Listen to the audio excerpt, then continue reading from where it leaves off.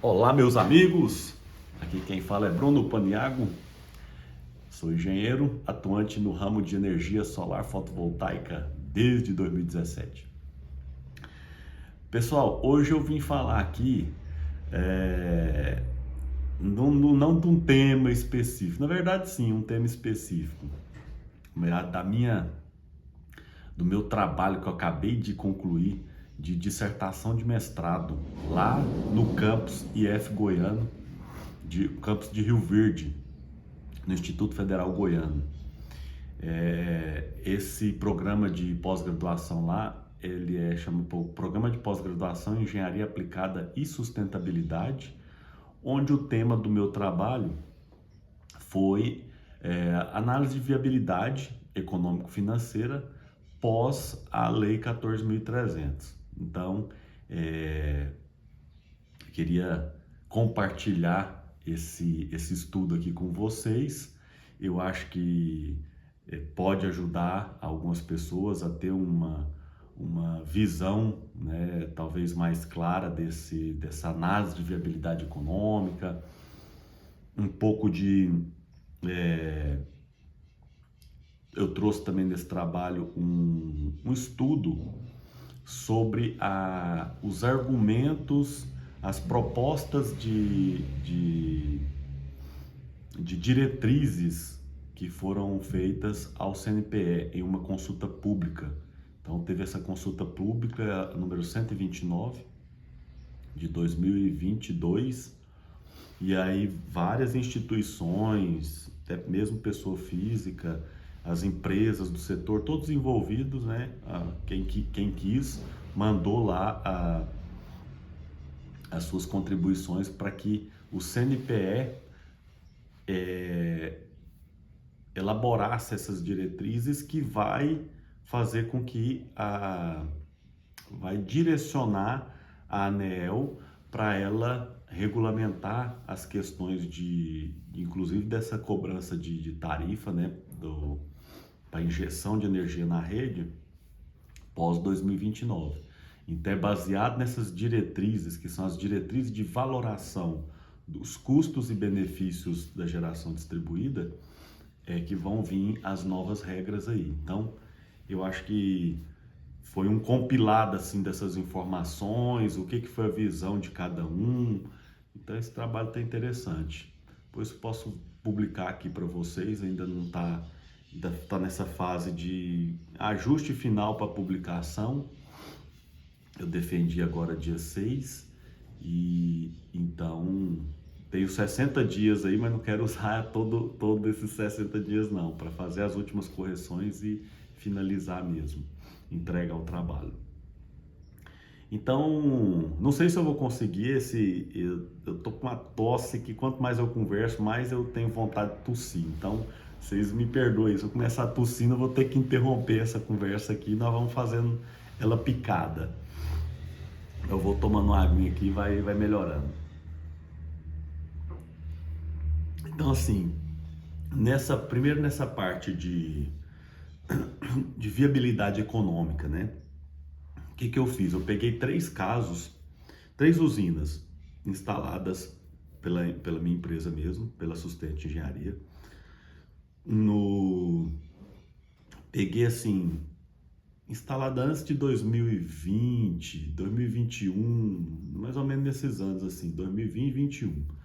Para ela ter um histórico, né, longo de monitoramento, para eu ter a produção dos inversores e de faturas, né, para a gente fazer os estudos. Então, o que foi a ideia? Pegar esses dados e fazer o cálculo de payback, já com os dados consolidados, né? Então, peguei ali mês a mês as produções, tomei cuidado para pegar no dia da fatura, né, no dia da leitura de energia da concessionária de energia, porque aí eu tinha como saber calcular fator de simultaneidade, né, de cada unidade consumidora dessa, Beleza, então fiz essa análise, né?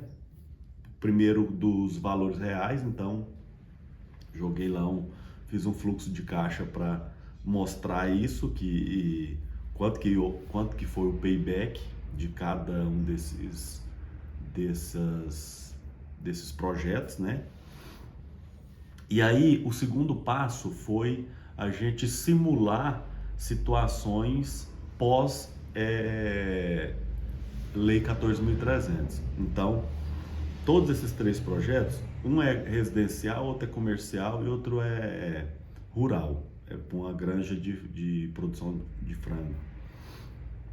Então, a gente pegou e simulou esse payback se a usina tivesse sido implantada, vamos supor, início de 2023, já com a cobrança do parte do fio B, né? 15% do fio B em 2023, 30% em 2024 e agora 45%. Então, se tivesse depois do início, né,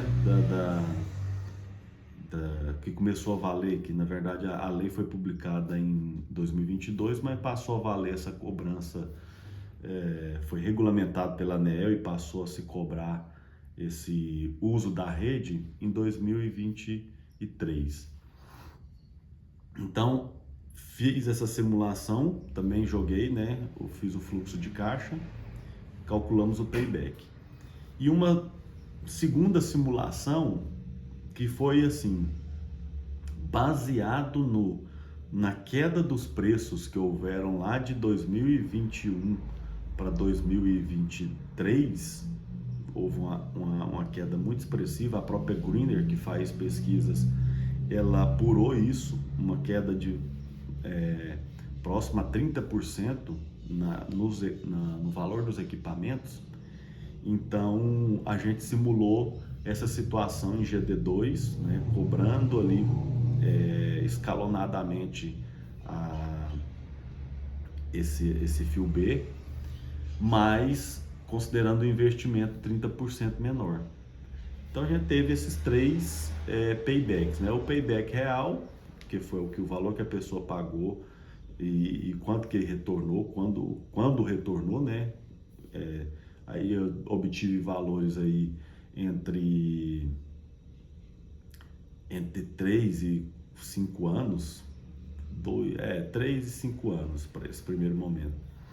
E depois, simulando a primeira situação de só aplicação da tarifa, houve 10% de aumento no payback. Então, se o payback era de 3 anos, 3,3 anos, né? Foi bem próximo assim de 10%. Mas quando a gente joga o valor da queda dos preços, aí a gente tem paybacks bem melhores, né?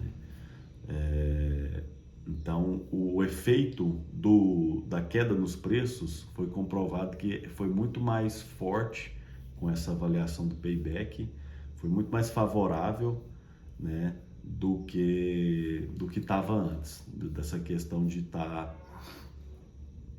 ter a cobrança, mas os preços estavam mais caros, né?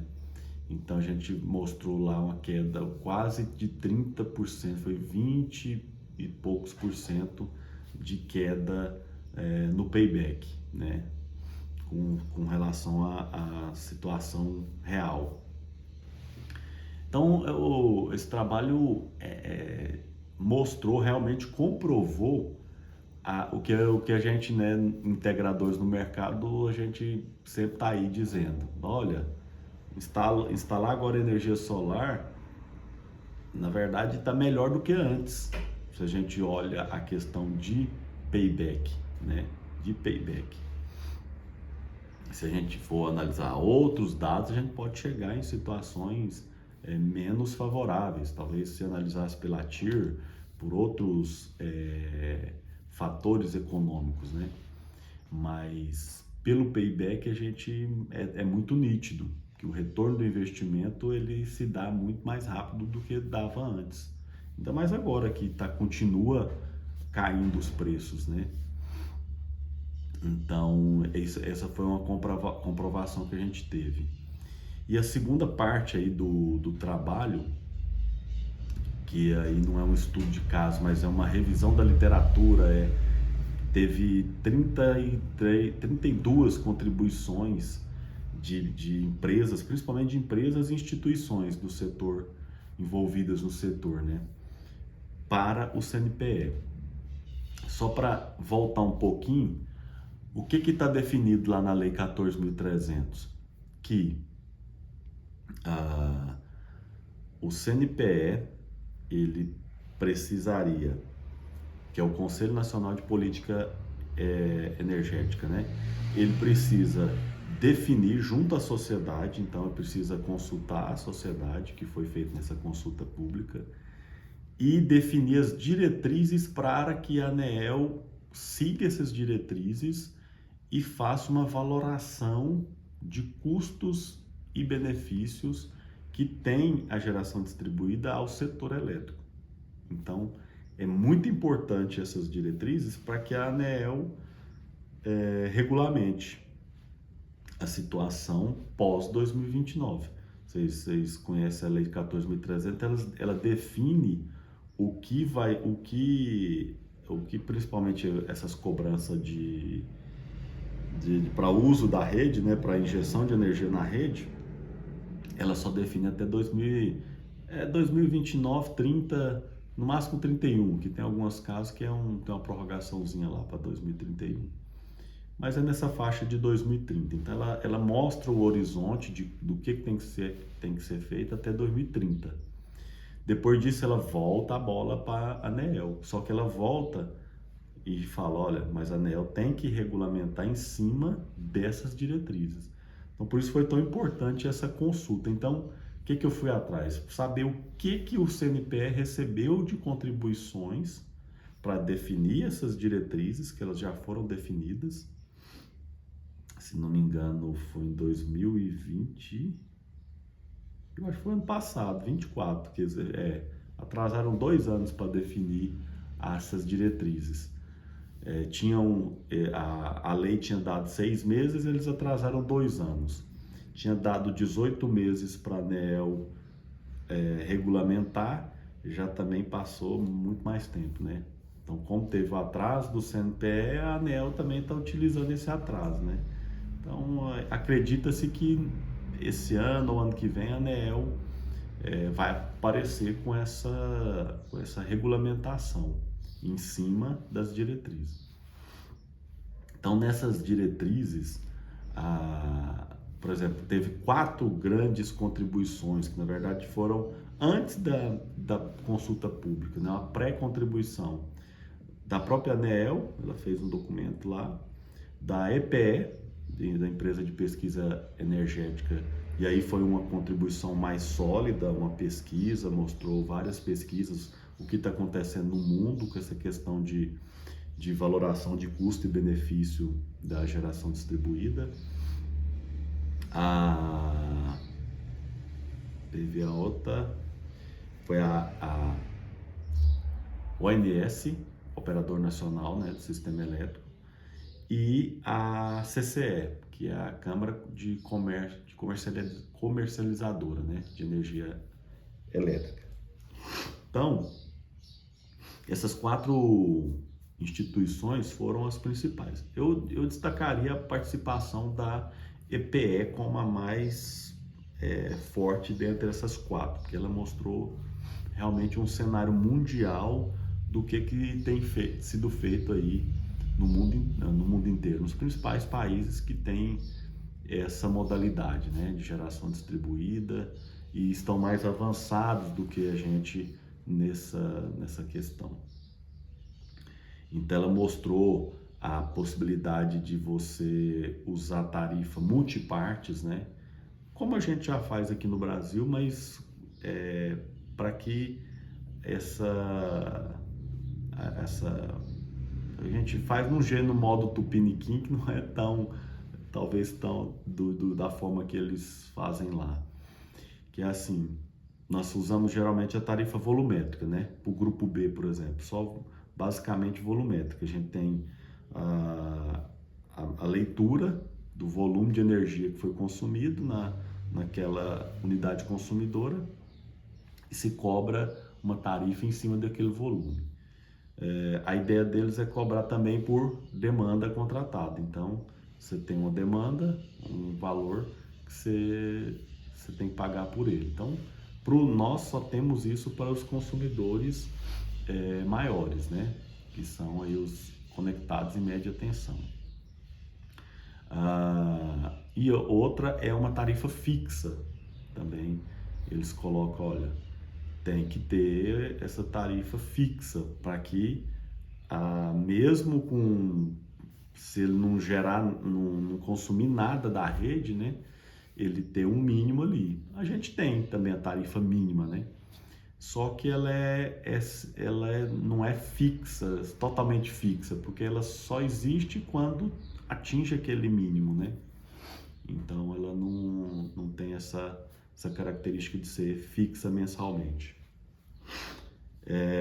Outras questões, pegar assim só os pontos mais importantes, por exemplo, a ANEEL. A ANEEL foi uma piada a participação dela. A ANEEL,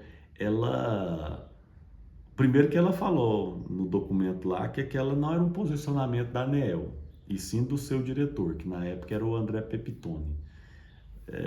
Porque tem uma lei que fala que para a ANEEL dizer a sua opinião sobre um assunto, tem que ser um colegiado ali, um grupo, né, de pessoas lá dentro da ANEEL. Não foi o caso, foi só a opinião do diretor. E foi uma opinião muito neutra, né?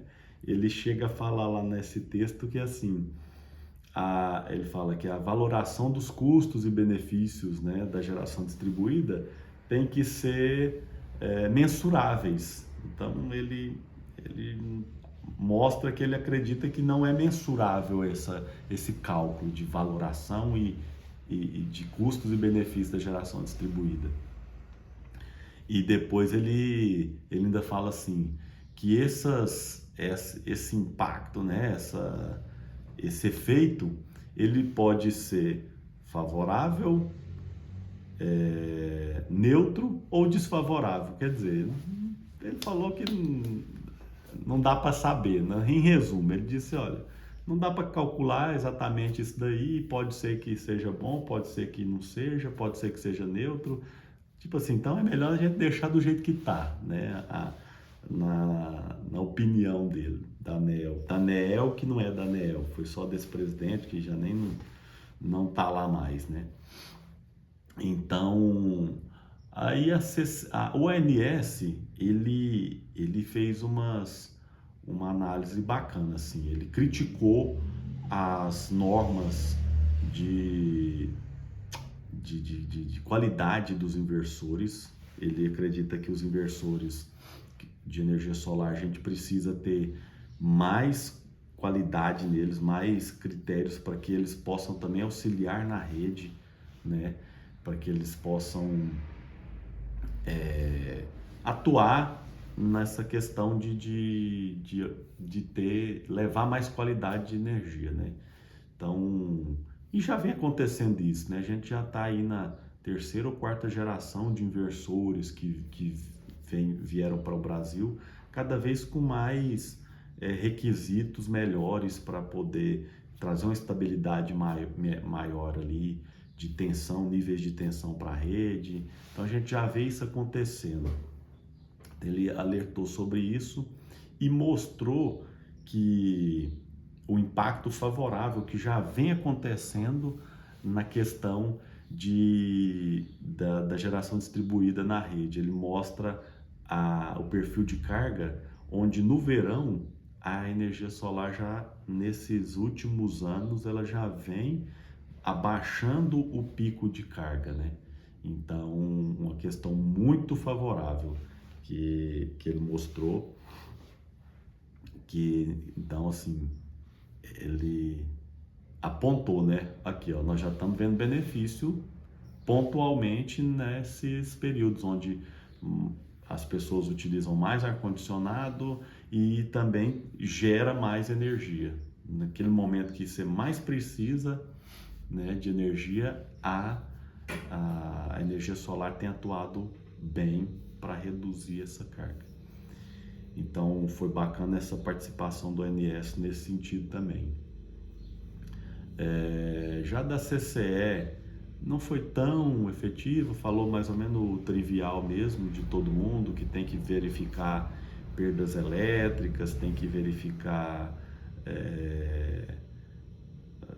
os benefícios mesmos, né? Os custos, os benefícios, apurar certinho. Não teve grandes contribuições, não.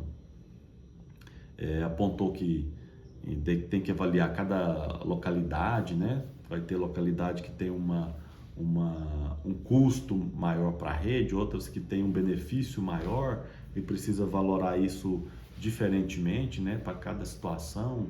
Então tem um horário que o efeito é melhor, tem um horário que não é tanto, então precisa ver isso também. ANEEL, EPE, ONS e CCE.